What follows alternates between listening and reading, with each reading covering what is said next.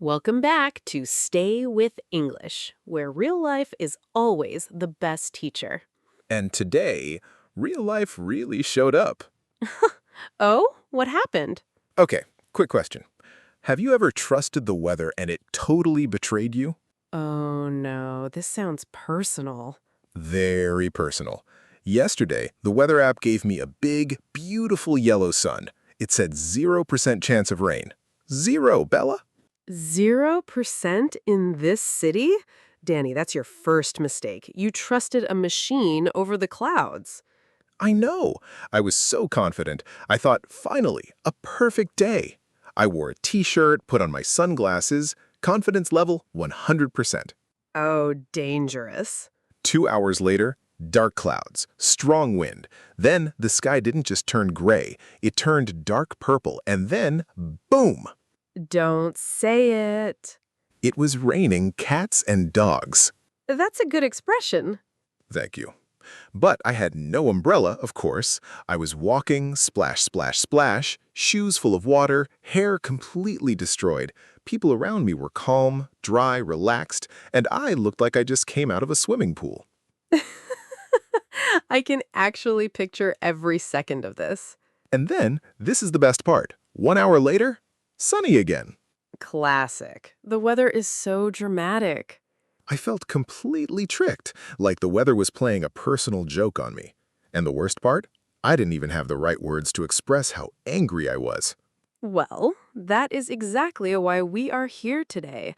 We are going to turn your disaster day into a lesson and make sure that next time you have all the words you need. Please save me from myself. We're going to help everyone listening survive the next weather betrayal with style and vocabulary. And maybe, just maybe, an umbrella. Always bring an umbrella. Okay, let's start from the beginning of your story. 8 a.m., the app said, sunny. If the sky is perfectly blue, not a single cloud, what do we call that? I usually just say, it's a nice day. That works, and it's friendly, but let's be more specific. We call that a clear sky. The sky is perfectly clear. It sounds much more natural and precise than just nice. Now, in your story, the clouds started to come in slowly, right? The sun was still there, but there were some white clouds, too. Yes, exactly. At first, it looked fine. I wasn't worried at all. That weather has a name, partly cloudy. You'll see this on every weather app. It means the sun and clouds are sharing the sky. Not fully cloudy, not fully sunny. But then the blue disappeared and everything became one heavy gray color. Yes, like a blanket over the whole sky. That is a great word for it. And there's also a great weather word, overcast. Overcast. When the clouds cover the entire sky with that flat gray color, we say it's overcast. It's completely overcast today. It usually feels a bit heavy and depressing, like the sky has given up. That's exactly how it felt. And then the wind started. I wanted to say windy, but it felt too weak. The wind was actually pushing me down the street. Windy is a good base word, but you're right, there are better options for stronger wind. If the wind comes in sudden, strong bursts, we call it gusty, Gusty. A gust is a sudden, powerful rush of air, and when that keeps happening, the weather is gusty. You can say, it's really gusty out there today. I can barely walk in a straight line. Gusty? That sounds like exactly what happened to me. And for the other end of the scale, a light, gentle wind on a warm day, we say breezy. It's a bit breezy, but it's pleasant. Breezy has a positive feeling. Gusty does not. So, breezy is good, gusty is a warning. Exactly. New words so far. Clear, overcast, gusty, breezy. Feel good? My brain is warming up. Now let's talk about the rain. This is the part that destroyed your shoes. Don't remind me. How did it start? Was it immediately heavy? No, that's what tricked me. It started with tiny, light drops, the kind where you think, I'll be fine, I don't need to run. Oh, we have a word for that. Drizzle. Drizzle. Drizzle is very light rain, almost soft. The problem with the drizzle is that it feels harmless, but if you stand in it for 10 minutes, you realize your clothes are completely damp. It's a trap. Yes, that's exactly what I thought. It's just a drizzle. And then 5 minutes later, it became a waterfall. When rain becomes very, very heavy, we say it's pouring. It's pouring outside. You can also say it's pouring down. Same meaning, slightly stronger. Now, you might know a classic expression for this, raining cats and dogs.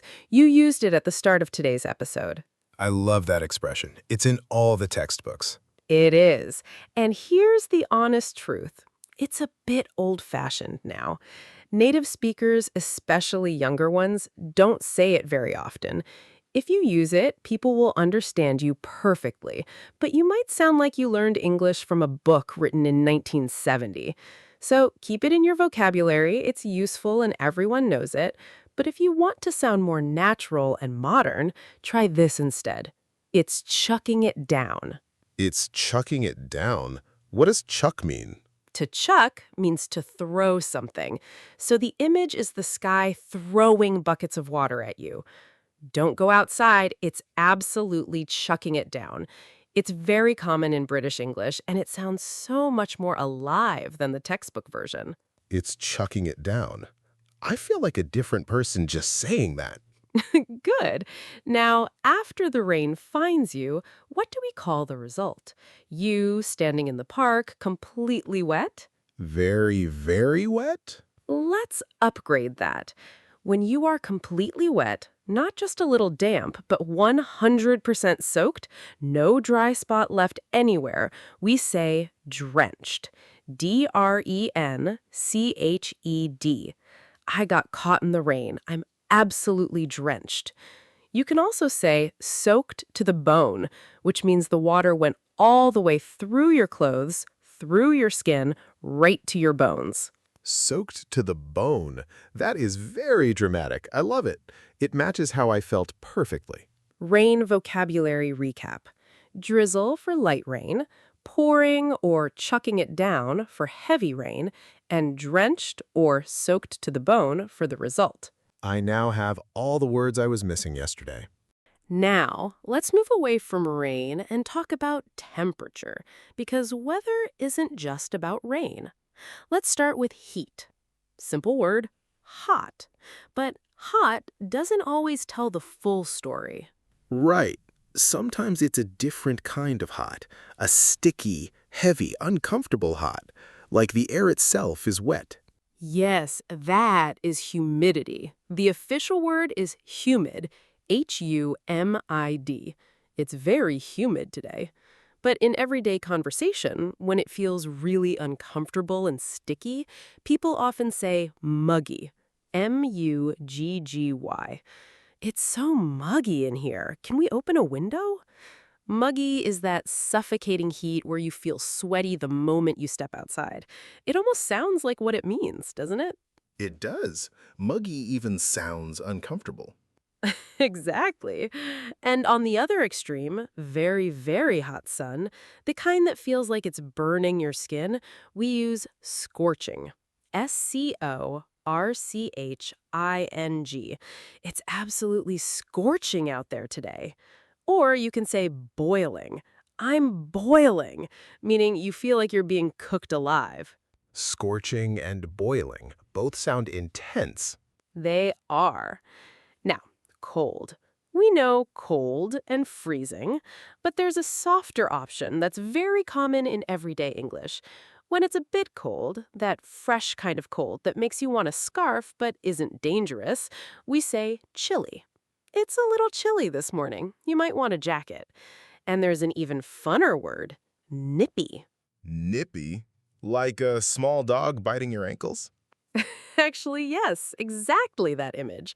It comes from the idea of the cold nipping at your skin, giving you little bites.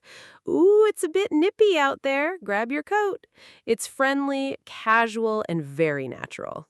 Nippy is my new favorite word. I'm going to use it every day. Save it for when the weather earns it. Now, my friends listening, it's your turn. This is important. Pause the episode right now. Look out your window. What do you see? Is it clear? Overcast? A little breezy? Chilly or muggy? Say it out loud. One full sentence. We'll wait. Did you say it? Good. That is real English, connected to your real life. That's how vocabulary actually sticks, not from a list, but from a moment. Every morning this week, look outside and say one sentence about the weather. Just one. That's your daily practice. One sentence. That's all it takes to build a habit. Now, before the role play, I want to talk about a question that a lot of learners have. Why do English speakers, especially British ones, talk about the weather so much? Why is it always the first topic? I've always wondered this. It seems almost obsessive. Here's the real reason. The weather is what I like to call the universal neutral zone. Think about it. You can't talk to a stranger about politics. Too risky. You can't bring up money or religion. Too personal. But the weather? You are both experiencing it at the same moment. It doesn't matter who you are, where you're from, or what you believe. The sky is the same for everyone. So it's a safe topic. No one can disagree about whether it's raining. Exactly. It's the perfect way to break the ice, to open a conversation with someone you don't know without any pressure or awkwardness. It's a social tool, not just a topic. Once you understand that, you stop thinking of it as boring small talk and start seeing it as a skill. That actually changes how I think about it. Let's put that skill into practice. 4 situations, 4 conversations. Listen to how natural they sound. Let's go. Situation 1. Monday morning, office kitchen. You see a colleague making coffee.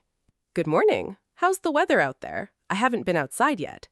Honestly, it's gorgeous. Clear sky, not too hot, perfect.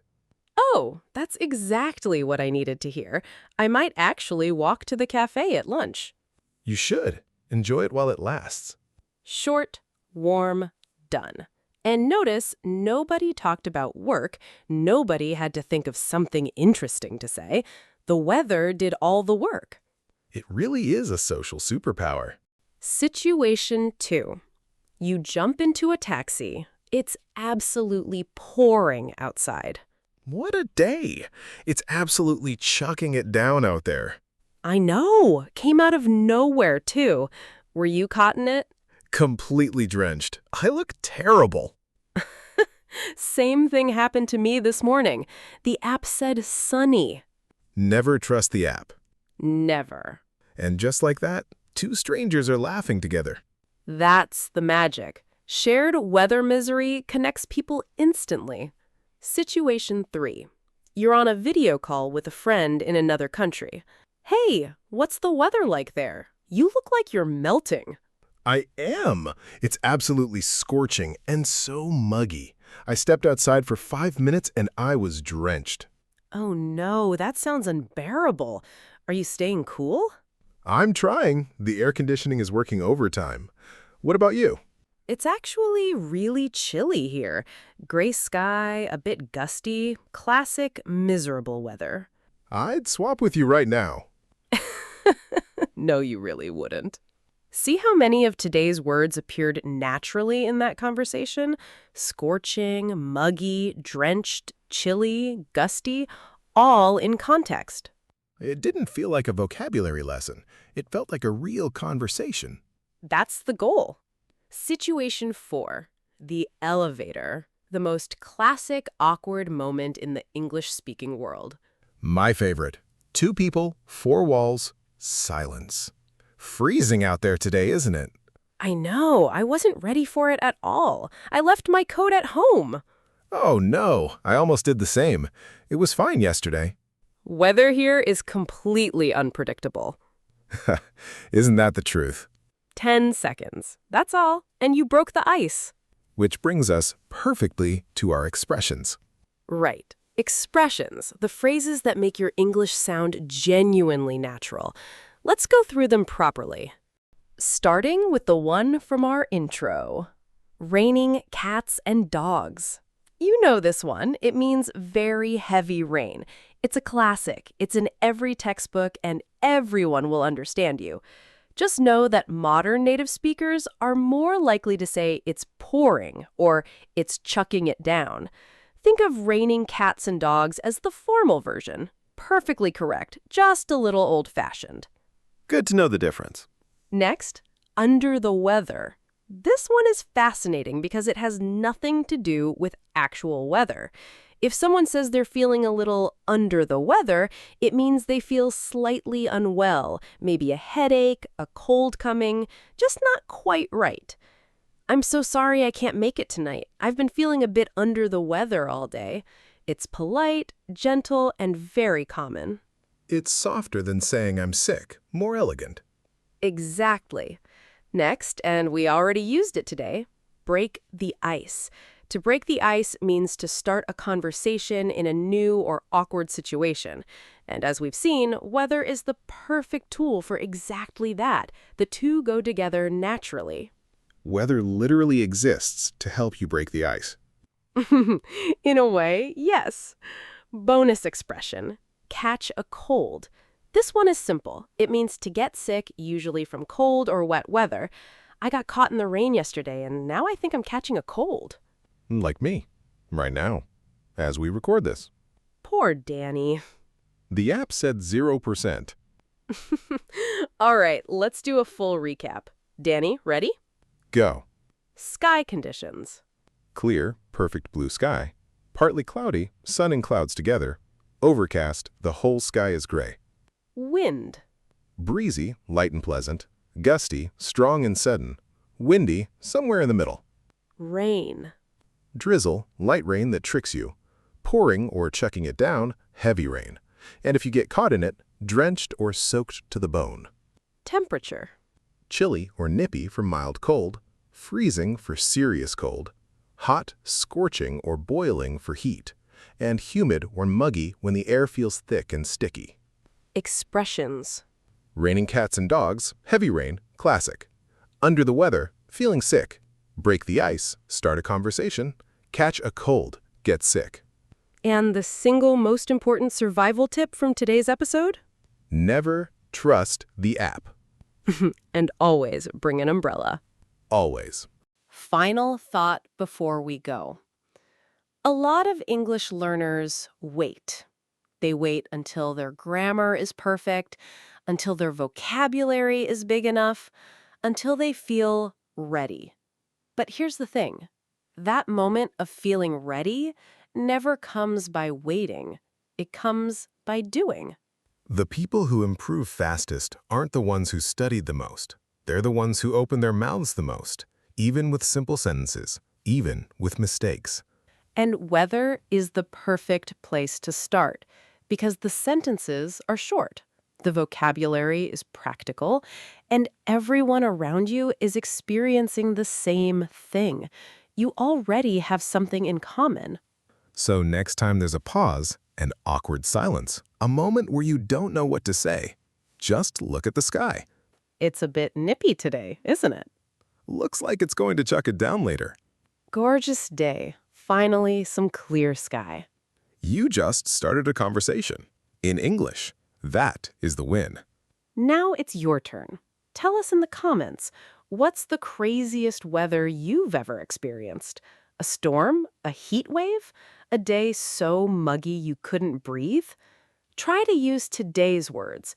Drenched, gusty, scorching, nippy, whatever fits your story. We love reading your stories. And if this lesson was a breeze for you, make sure to like and subscribe. Stay dry, stay warm, and most importantly, Stay with English. See you next time.